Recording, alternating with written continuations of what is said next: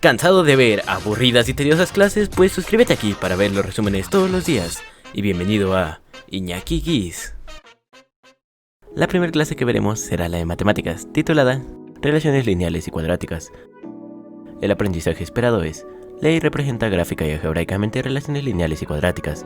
El énfasis es fortalecer la resolución de problemas de relaciones lineales y cuadráticas. Nuestro resumen dice así: analizarás diferentes situaciones relacionadas con representación tabular y gráfica de expresiones lineales y cuadráticas presentadas por las personas que las viven en su diario acontecer.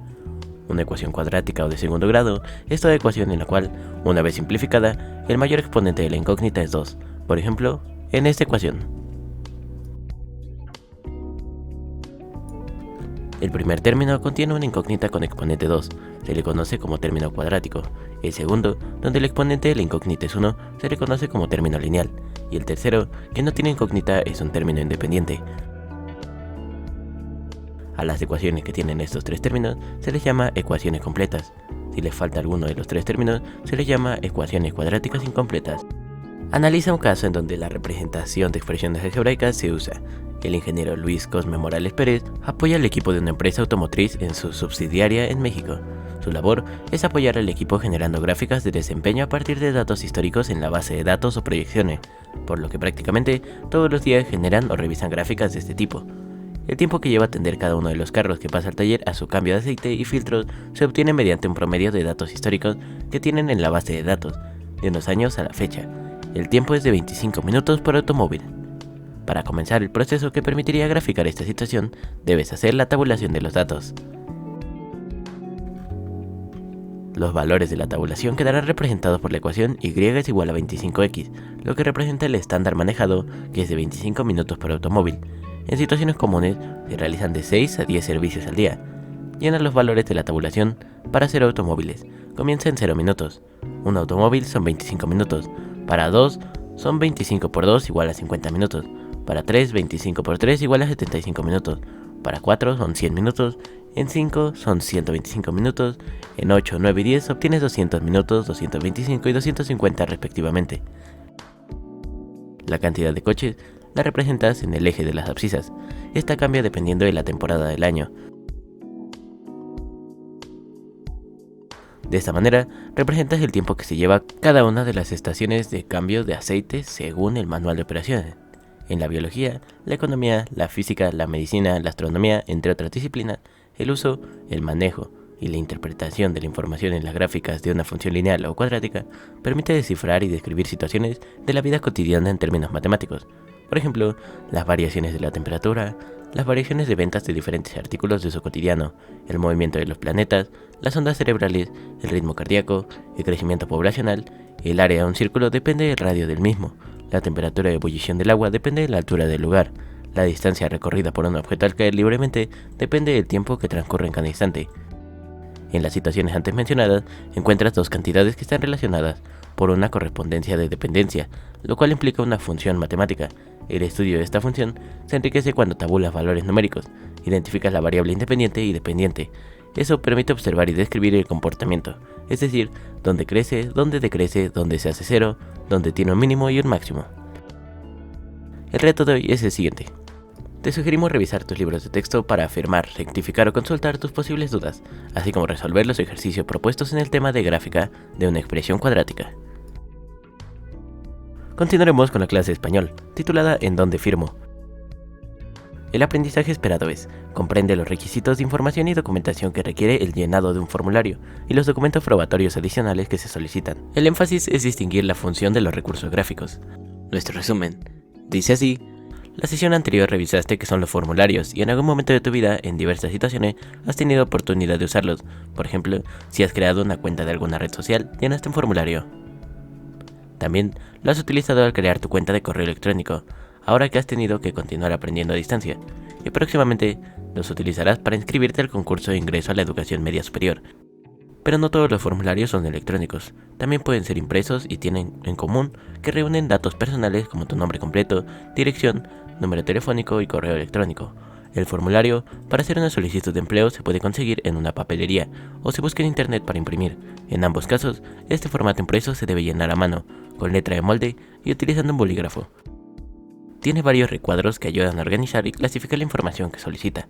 Los recuadros donde se solicitan los datos personales no están coloreados, solo la línea es de un color diferente al de la hoja en la que está impreso el formulario, mientras que los recuadros que contienen encabezados tienen una franja de color de las líneas para resaltar dichos encabezados, como sucede en los apartados de datos familiares y escolaridad. Otro recurso gráfico que encuentras en este tipo de formulario se refiere a la tipografía, es decir, los distintos tipos o estilos de letra que se ocupan para resaltar los elementos del formulario. En este caso, se utilizan distintos tamaños de letra para indicar una organización jerárquica. De esta manera, la letra más grande indica la información más general, que en este caso es el título del formulario, solicitud de empleo. Incluso utiliza letras cursivas para remarcar el contraste. El siguiente tamaño de letra indica el siguiente nivel de organización de la información en el formulario. En este caso, corresponde a los apartados. Finalmente, la letra más pequeña es la que indica en dónde vas a colocar cada dato. Las palabras que ya vienen impresas en el formulario no están en el centro de cada recuadro, sino en la parte superior izquierda para permitirte un espacio adecuado al momento de escribir la información que solicita. Los óvalos son un recurso gráfico muy importante, tanto para quien llena el formulario como para quien se encarga de procesar la información contenida en él. Los óvalos facilitan el llenado del formulario, porque estandarizan información específica y el usuario solo tiene que elegir una opción en lugar de escribirla, mientras que para quien procesa la información, los óvalos le permiten ubicar con tan solo un golpe de vista esa información específica. Pero, ¿en dónde firmo? Hay formularios como la solicitud de empleo que requieren ser firmados por la persona que proporciona la información.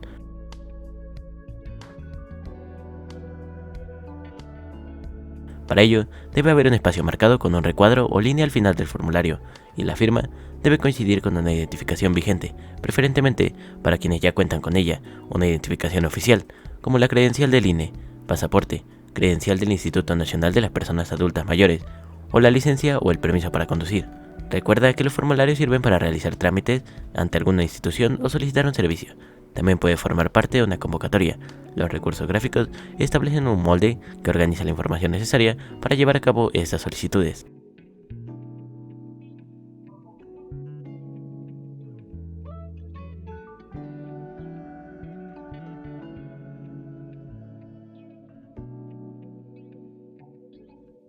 El reto de hoy es el siguiente. Te proponemos un reto que te permitirá seguir practicando la función de los recursos gráficos, llenar un formulario impreso de manera perfecta, es decir, sin cometer ningún error. Busca en tu libro de texto el aprendizaje esperado, comprende los requisitos de información y documentación que requiere llenado de un formulario y los documentos probatorios adicionales que se solicitan. Resuelve él o los formularios que localices utilizando letra de molde y bolígrafo.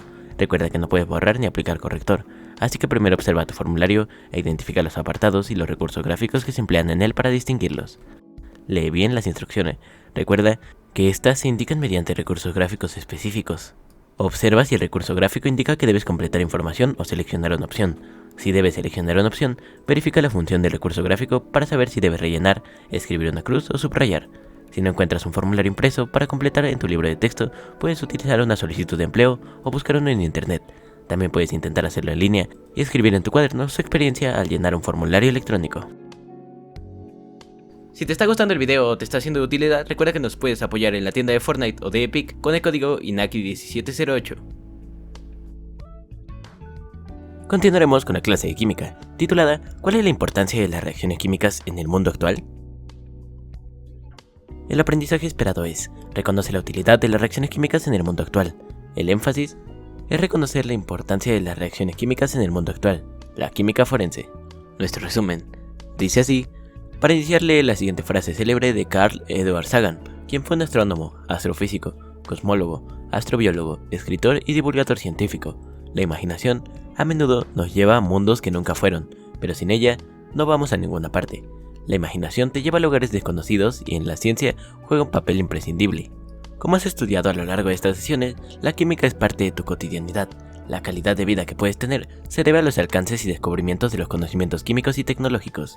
La química forense se usa en campos de aplicación al servicio de esclarecimiento de algún hecho delictivo, por ejemplo, para la determinación de niveles de alcohol en la sangre como el alcoholímetro, o en cuestiones más complejas, como la detección de drogas, el disparo de un arma de fuego o la muerte por envenenamiento, y utiliza diversas técnicas de análisis en las que están involucradas las reacciones químicas. Uno de los principios fundamentales en los cuales se rige la ciencia forense, y específicamente la química forense, se basa en las premisas de que cuando dos objetos entran en contacto, habrá un intercambio entre los dos, es decir, cada contacto deja un rastro. Es por esto que el químico forense rastrea este intercambio entre materias y trae a la luz lo que es invisible a los ojos. Basándose en sus conocimientos y en las tecnologías desarrolladas, tiene la capacidad de rastrear sustancias o huellas que éstas dejan en una escena del crimen. El químico forense, por lo tanto, trabaja con sustancias no biológicas, tales como pintura, vidrio o líquido, trazas de pólvora provenientes de un disparo. Todas muestras pueden ser muy bien analizadas mediante métodos analíticos apropiados. Otro de los campos en que un químico forense puede desarrollarse es en toxicología, donde principalmente trata con muestras biológicas, orina, pelo, sangre, saliva o contenido gástrico, y así poder determinar, por ejemplo, el nivel de alcohol o drogas que una persona ha consumido. La química forense y un peritaje químico son cosas distintas. En sí, la química forense estudia la escena de un crimen, y los peritajes químicos son los encargados de auxiliar a la justicia y sobre todo ilustrar al juez. La criminalística, al ser una ciencia que estudia los indicios dejados en el lugar del delito, gracias a los cuales puede establecer, en los casos más favorables, la identidad del criminal y las circunstancias que concurrieron en el hecho delictivo. Pero resolver dicho crimen no es tan sencillo. Para ello, previamente se debe recoger todas las pruebas útiles y deben ser analizadas, y en ese aspecto entra en juego la química, con el objetivo de conocer qué ocurrió y quién fue el responsable del crimen. El reto de hoy es el siguiente: reto químico. Analiza un programa de televisión de investigación criminal o policía. Escribe un ejemplo y explica qué áreas del conocimiento aplicarías para resolver el caso. Compara y escribe qué tan real o irreal es el programa de televisión. Y finalizaremos el día de hoy con la clase de formación cívica y ética, titulada Promovamos el bienestar. El aprendizaje esperado es: formula compromisos para el cuidado de la salud y la promoción de medidas que favorecen el bienestar integral. El énfasis es promover acciones para favorecer el bienestar integral personal y colectivo.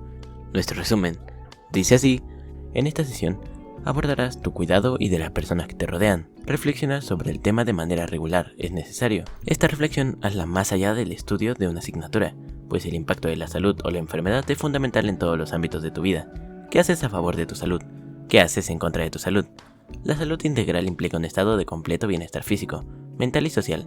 La salud física refiere al óptimo funcionamiento fisiológico del organismo. La salud mental, el equilibrio psicológico de la persona, y la salud social refiere a las habilidades que se desarrollan para interactuar adecuadamente con las personas y el entorno natural, para satisfacer necesidades personales y colectivas. El cuidado de la salud debe formar parte de tu vida cotidiana, es decir, que lo intentes tantas veces como sea necesario hasta que sea algo normal para ti.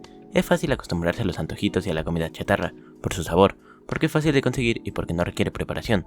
También sucede que consumes esto para compensar el hambre o ansiedad, pero si te vas acostumbrando a preparar tus refrigerios de manera saludable, encontrarás que es una actividad para salir de la monotonía, el aburrimiento e incluso como una actividad familiar.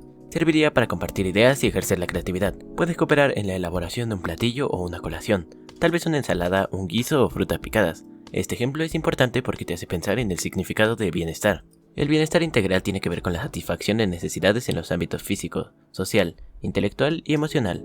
Para que puedas tener un bienestar integral, es adecuado tener una alimentación saludable, así como favorecer el cuidado de la salud física para tener bienestar. Además de tener un cuerpo sano, es necesario contar con un ambiente adecuado para que puedas desarrollar tus capacidades, donde puedas aplicar lo aprendido, así como establecer relaciones sociales respetuosas con quienes convives. El bienestar de las personas está relacionado con la condición de salud, pero también con aspectos sociales y emocionales. Algunas de estas condiciones dependen directamente de las personas y otras responden a condiciones sociales. Ante la situación de pandemia que se vive, lo que implica el confinamiento en casa, ¿qué puedes hacer en favor de tu bienestar integral? Algunos de los retos que se presentan son: falta de actividad física, lo que puede generar problemas de sobrepeso, deterioro de las capacidades físicas, problemas de alimentación deficiente debido al cambio de hábitos, dificultades de autoestima, etc. Propensión a sentir depresión debido a que no socializas como antes, aumento de consumo de sustancias adictivas e incremento de la violencia intrafamiliar. Algunas de esas situaciones están relacionadas directamente con la persona o dependen de situaciones externas. En cuanto a la persona, las que tienen que ver con la generación de hábitos o con la convivencia. Las externas pueden estar relacionadas con los servicios a los que la sociedad debería tener acceso, por ejemplo, la disposición de personal médico para el cuidado de la salud. En todos los casos, la ciudadanía y la comunidad en general tienen un papel importante en la búsqueda del bienestar. Sin embargo, es importante mencionar que existen diferentes responsabilidades para garantizar el bienestar de las personas y de la sociedad. Por ejemplo, ante el posible aumento de consumo de sustancias adictivas, ¿las personas pueden hacer algo? Evitar consumirlas es una decisión. Otro caso es enfrentar situaciones de violencia. Es importante reconocer el nivel de violencia que hay, aunque ninguna debe permitirse. Reconocer los niveles de confrontación entre las partes, identificar si se tienen los mismos valores, intereses o necesidades, y si esto permite llegar a un acuerdo. También es importante conocer la importancia de la solución, y por supuesto, si la integridad se pone en juego, no dudar en buscar apoyo. Las soluciones nunca pueden estar por encima de la integridad de nadie. Estos ejemplos te ayudarán a ver que tienes la responsabilidad y el derecho de buscar alternativas para alcanzar un bienestar integral. El reto de hoy es el siguiente. Trata de mantener el contacto con tus seres queridos, pues todos los seres humanos tienen la necesidad de socializar y ser reconocidos. Por esta razón, ponte retos diarios y reconoce cuando los cumples, ya sea hacer tus tareas, ayudar en la casa o colaborar en una actividad familiar. Estas nuevas estrategias y compromisos serán de gran ayuda en este proceso de adaptación a la nueva realidad. Para comprender más sobre el tema, revisa tu libro de texto y amplía la información relacionada con cómo han sido los procesos y las luchas por la igualdad. Si te gustó el video o te fue de utilidad, recuerda darle like, suscribirte y activar la campanita para estar al tanto de próximos videos. Muchas gracias y hasta la próxima.